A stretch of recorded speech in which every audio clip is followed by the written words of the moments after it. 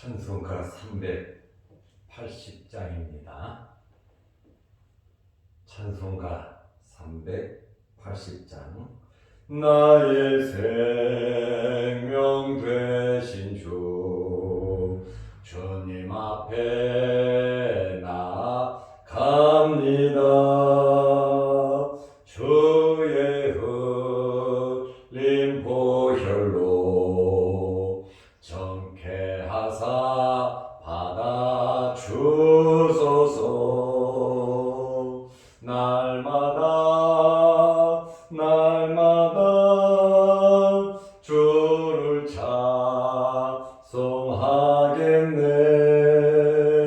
주의 사랑 줄로서 나를 굳게 잡아 매소서. 괴로운 세상 지낼 때 나를 인도하여 주소서. 주를 믿고 나가면 나의 길을 잃지 않겠네. 날마다 주를 찬송하겠네. 주의 사랑 줄로서 나를 굳게 잡아 매소서. 세상 살아갈 때에 주를 더욱 사랑합니다. 밝고 빛난 천국에 나의 영혼 들어가겠네. 날마다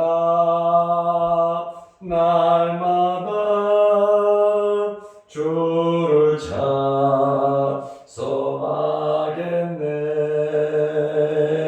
주의 사랑 줄로서 나를 굳게 잡아 매소서.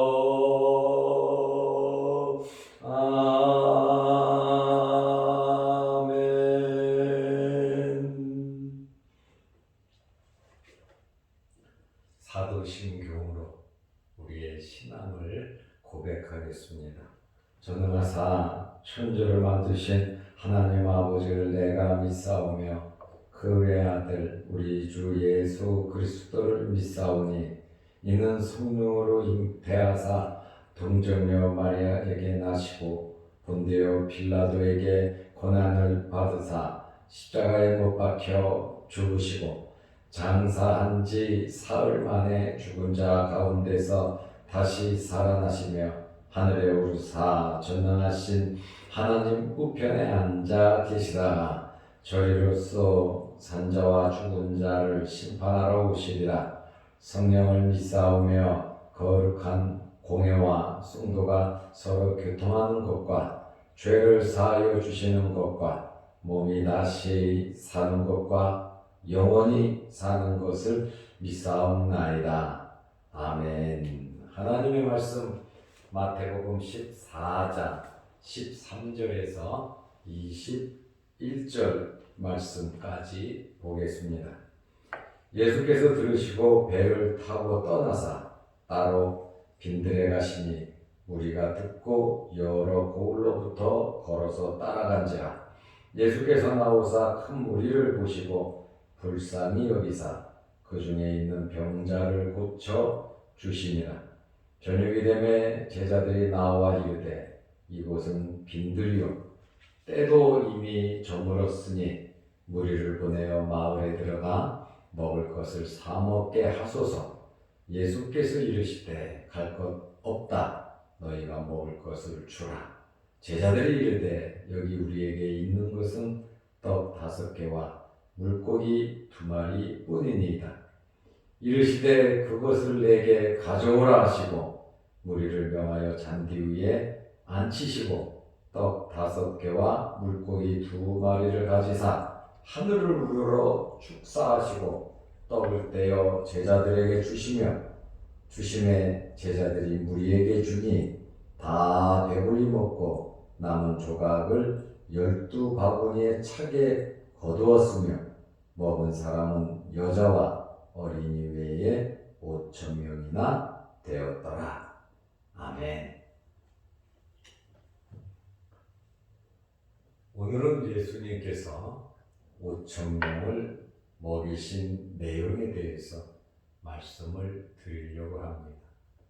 오병이어의 기적이 오늘 이 말씀을 통해서 여러분들에게도 이루어지시기를 바랍니다. 헤롯이 예수님에 대한 소문을 들었습니다. 헤롯은 예수님의 소문을 듣고 세례 요한이 죽었다가 살아났다라고 생각을 했습니다. 헤롯이 예수님을 만나려고 했습니다. 그래서 예수님께서는 헤롯의 관할 지역을 벗어나셨습니다. 헤롯은 예수님에 대한 소문을 듣고 세례 요한의 일로 굉장히 두려웠습니다. 그가 세례 요한이 살아난 것인지 아닌지 누가복음 9장 9절을 보면 친히 확인하고 싶었습니다. 그러나 예수님께서는 제자들을 교육시키셨고 십자가의 길을 향하여 앞으로 나아가셨습니다. 때를 맞추시는 것이죠. 주님께서 이 땅에 오신 목적을 이루시기 위해서 그 자리를 피하여 가셨습니다.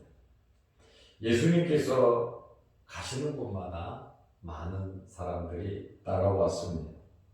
빈들까지 따라왔습니다. 마태복음 14장 13절에 보면 예수께서 들으시고 배를 타고 떠나사 따로 빈들에 가시니 무리가 듣고 여러 고을로부터 걸어서 따라간지라. 예수께서 나오사 큰 무리를 보시고 불쌍히 여기사 그 중에 있는 병든 자를 고쳐 주시니라. 예수님께서 병자를 왜 고쳐 주셨습니까? 불쌍히 여기셨습니다. 우리는 예수님께 불쌍히 여김을 받는 성도들이 되어야 합니다. 그래야 문제가 해결되는 것입니다. 이제 빈들에서 저녁 시간이 되었습니다. 식사 시간이 되었다 그 말입니다. 제자들은 예수님께 말했습니다. 사람들을 보내서 먹을 것을 사 먹으라고 하라고 예수님에게 말씀을 드렸습니다. 이 말은 제자들이 무책임한 말을 한 것입니다. 마태복음 14장 15절에 보면 저녁이 되면 제자들이 나와 이르되 이곳은 빈들이요 때도 이미 저물었으니 무리를 보내어 마을에 들어가 먹을 것을 사 먹게 하소서. 이 말씀은 자기들의 책임감을 회피하는 것입니다.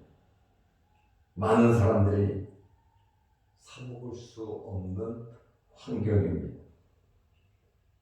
제자들도 이해가 가는 것은 제자들도 자기들 먹을 것도 없었고 돈도 없었습니다. 그러나 제자들은 자기들 중심적으로 생각을 했습니다. 금전 만능적이었고 지극히 타산적인 사고 방법에서 나온 것입니다. 배고픈 사람들의 입장에 서지 못했습니다. 그리고 그들에 대한 예수님의 마음도 이해하지 못했습니다. 예수님께서는 불의를 불쌍히 여기셨습니다. 이렇게 불쌍히 여기는 예수님의 마음을 우리도 가져야 합니다. 이러한 이 난처한 상황에 우리는 어떻게 해야 하겠습니까? 빈들이에요. 먹을 것이 없어요. 그런데 그들을 꼭 먹여야 되는 식사 시간인데 예수님을 찾아온 사람들을 먹이지도 아니하고 그냥 보낸다고 하는 것은 정말 무성의한 행동이라고 말할 수 있습니다. 이러한 난처한 상황, 이러지도 못하고 저러지도 못하는 그러한 상황이 우리에게 생길 수도 있습니다. 그러면 우리는 어떻게 해야 하겠습니까? 주님을 바라보고 주님께서 말씀하시는 대로 하면 되는 것입니다. 이것이 주님을 따르는 제자의 도리인 것입니다. 왜냐하면 이것은 주님의 일이기 때문에 그렇습니다. 주님의 일은 주님께서 하시는 것이지 우리가 나서서 주님 앞서서 우리가 다 결정을 하고 주님께 이야기하는 것이 아닙니다. 어떤 상황이든지 주님께 말씀을 드리고 주님의 의견이 어떤지 알고 주님의 말씀에 순종하는 것이 올바른 신앙 생활인 것입니다. 예수님께서는 뭐라고 말씀을 하셨습니까? 예수님은 사정을 모르시는 분이 아니십니다.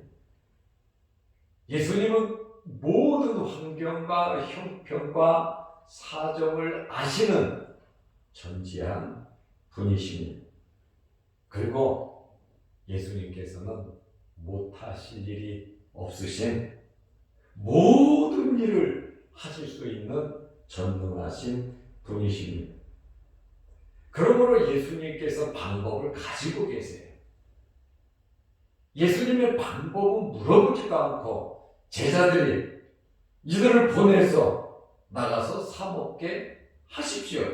왜요? 이것은 빈들이고 때가 이미 저물었으니 잠도 자야 되지 않겠냐 그 말입니다.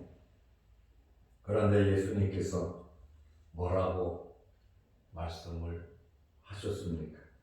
마태복음 14장 16절에 예수께서 이르시되 갈 것 없다 너희가 먹을 것을 주라고 하셨습니다.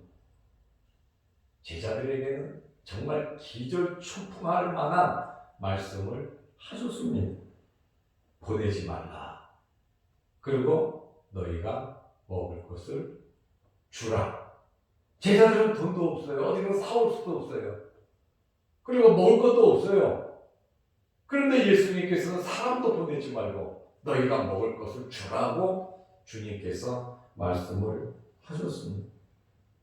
당연히 제자들 입장에서는 아니라고 안 된다고 거부를 하겠죠. 그러나 주님 또한 제자들의 말에 단호하게 거부를 하셨습니다. 예수님의 말씀은 제자들이 생각할 때에 현실성이 떨어지는 말씀을 하셨습니다. 그리고 방법도 없습니다. 사람이 어떻게 이 문제를 해결할 수가 없었습니다. 그러나 여러분, 주님께서 하시면 되는 줄로 믿으시기 바랍니다. 내 힘이 아닌 주님의 힘을 믿고 의지하시기를 바랍니다. 우리가 해야 할 일은 순종만 하면 되는 거예요. 주님의 말씀에 순종하면서 살면 되는 거예요. 내가 앞서서 주님을 끌고 가려고 하지 말고 주님의 뒤를 따르면서 주님께서 말씀하시는 대로 우리는 순종하면서 살아가면 되는 것입니다. 예수님께서 갈 것 없다. 너희가 먹을 것을 주라 하시니까 예수님의 제자들의 반응이 어떠했습니까? 첫째로 빌립의 반응입니다. 요한복음 6장 7절에 보면 빌립이 대답하되 각 사람으로 조금씩 받게 할지라도. 지금 빌립의 이야기는 여기에 모여있는 모든 사람들에게 조금씩 줄지라도 200데나리온의 떡이 부족하리이다. 부족한다는 이야기. 그리고 조금씩 준다. 조금씩 줘도 부족하다고 하는 그러한 이야기를 했습니다. 200데나리온. 한 2천만 원에서 3천만 원? 많게는 4, 5천만 원까지 되겠죠. 빌립은 그랬습니다. 둘째로 안드레의 반응은 어떻습니까? 요한복음 6장 9절에 여기 한 아이가 있어 보리떡 5개와 물고기 2마리를 가지고 있나이다. 그러나 먹을 게 이것밖에 없는데 이 많은 사람들에게 얼마나 되게 싸우나이까? 택도 없다는 그러한 이야기입니다. 예수님의 모든 제자들은 예수님의 말씀을 듣고 머리를 빨리 굴렸고 나름대로 계산을 다 해 보았습니다. 그러고 나서 내린 결론은 불가능하다라고 하는 그러한 말이었어요. 그러나 여러분, 예수님에게는 어떤 문제든지 해결 방법을 가지고 계십니다. 제자들은 예수님에게 우리에게 있는 것은 떡 5개와 물고기 2마리 뿐이라고, 이것밖에 안 된다고 말을 했습니다. 그러나 중요한 것은 여러분, 작은 것이지만 근거가 있었다는 거예요. 우리가 신앙생활하면서 하나님 앞에 나는 무엇을 내놓고 무슨 근거를 가지고 하나님 앞에 나아갈 것인가? 이 근거를 가지고 있지 않는 사람 한 사람도 없어요. 그러나 우리는 무엇인가 주님 앞에 근거를 가지고 살아야 한다라고 하는 그러한 말입니다. 아무리 작다 할지라도 작은 근거가 있다면 그거를 통해서 놀라운 역사가 일어납니다. 엘리사를 통해서 2 아들이 종으로 팔려가는 과부의 집에 자그마한 기름 하나밖에 없었는데 그 기름을 통해서 컬컬컬 넘치는 기적이 나타나서 기름을 다 팔고 빚 갚고 그들이 살아갈 수가 있었습니다. 엘리야는 살을 받았습니다. 조그마한 가루 한 움큼을 통해서 3년을 먹는 기적이 나타났습니다. 마라의 쓴물을 발견할 때 옆에 자그마한 나무 하나가 있었습니다. 물이 나쁜 열무 샘물을 굳힐 때 소금이 들어갔습니다. 어떤 문제라도 해결할 수 있는 근거를 가져야 됩니다. 주가로 기도하든지 찬송하든지 성경 보든지 열심히 봉사하든지 열심히 일하든지 무엇인가 하나님 보시기에 아름다운 근거 한 가지씩을 만들면서 살아가시기를 바랍니다.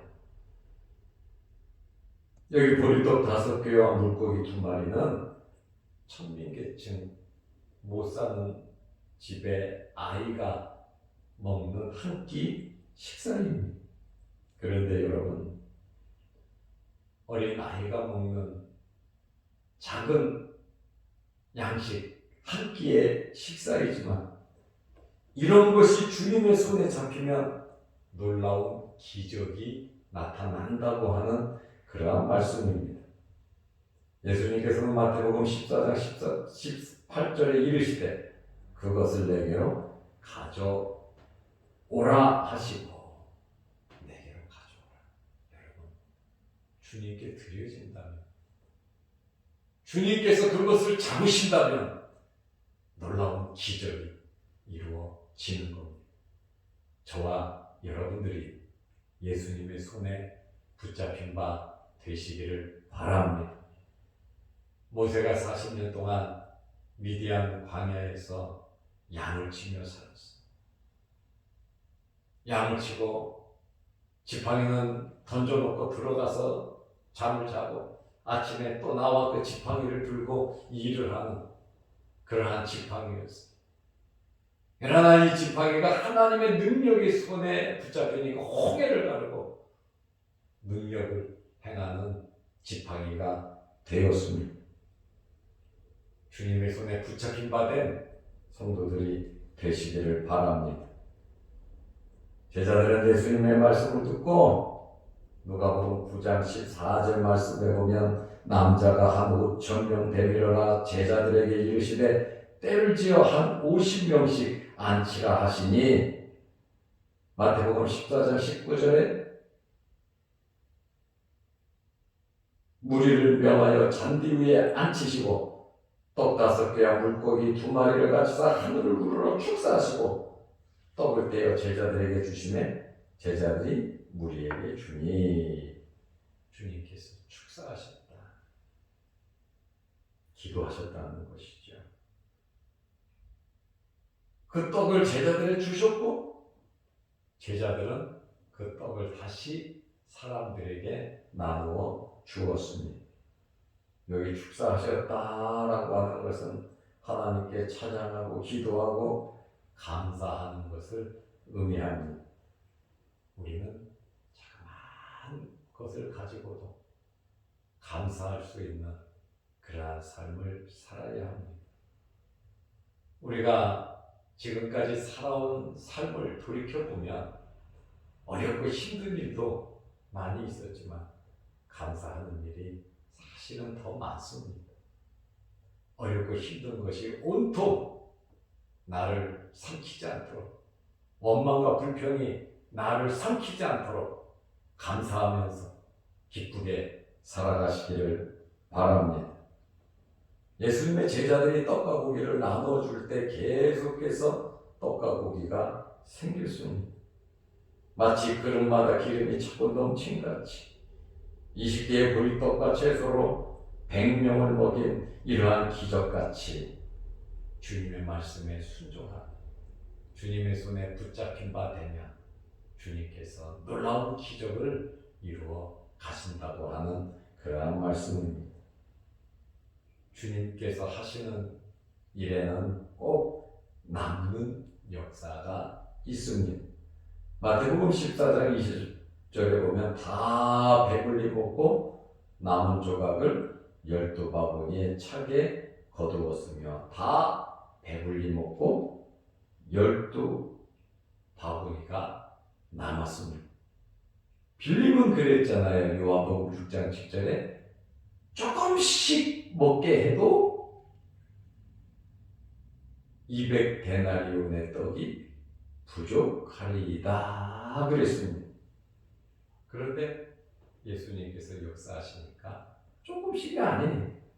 다 배불리 먹고 한 사람도 빠짐없이 배불리 먹고 12바구니를 남겼다고 말하고 있습니다. 먹은 사람은 여자와 어린이 외에 5,000명이나 되었다고 말하고 있습니다. 성도 여러분, 예수님께서 이러한 기적을 베풀어 주시니까 조금 부족한 것, 그게 아니라 배불리 먹고도 남았습니다. 교회 모든 일에는 부족함이 없어야 합니다. 여러분의 가정의 생업에, 또 여러분들이 하는 모든 일에도 부족함이 없이 넉넉하게 하시기를 바랍니다. 저는 여러분들이 큰 손이 되시기를 바랍니다. 모든 일을 넉넉하게 남음이 있게 하시기를 바랍니다. 얼마나 남았습니까? 바구니가 남았습니다. 오늘 이러한 이 오병이어의 기적의 원리를 생각하면서 이제 한 달 정도 남았습니다. 2021년 다시 돌아오지 않습니다. 우리의 삶이 퍽퍽하고 어렵고 힘들다 할지라도, 광야고 빈들이고 어두워지고 먹을 것이 없이 처참하다 할지라도 주님께서 함께 하시면 모든 문제가 다 해결됩니다. 그러므로 항상 주님과 함께 하십니다. 작은 근거라도 우리는 만들어서 주님 앞에 드림으로 우리에게 있는 크고 작은 어려운 모든 문제를 해결하면서 나무에 있는 기적을 이루는 여러분들의 삶이 되시기를 주의 이름으로 축원합니다. 기도하겠습니다. 거룩하신 아버지 하나님 감사합니다. 오병이어의 기적이 우리의 삶 속에 나타나게 하여 주시옵소서. 오늘 이 새벽에도 우리를 주의 전으로 불러 모아 주시고 또 영상 유튜브를 보면서 함께 은혜를 나누게 하심을 감사합니다. 오늘도 하나님 앞에 기도할 때 하늘문이 열리게 하시고 우리의 기도 제목마다 주의 놀라운 기적으로 다 해결되게 하여 주옵소서. 오늘 하루도 주 안에서 승리하는 복된 하루가 되게 하시고 날마다 근거를 만들어가는 주님께 붙잡힌 바 되는 저희들의 삶이 되게 하여 주시옵소서. 예수님의 이름으로 기도드리옵나이다. 아멘. 하늘에 계신 우리 아버지여, 이름이 거룩히 여김을 받으시오며 나라 임하옵시며 뜻이 하늘에서 이룬 것 같이 땅에서도 이루어지이다. 오늘날 우리에게 일용할 양식을 주옵시고 우리가 우리에게 죄 지은 자를 사하여 준 것 같이 우리 죄를 사하여 주옵시고 우리를 시험에 들게 하지 마옵시고 다만 악에서 구하옵소서. 대개의 나라와 권세와 영광이 아버지께 영원히 있사옵나이다. 아멘.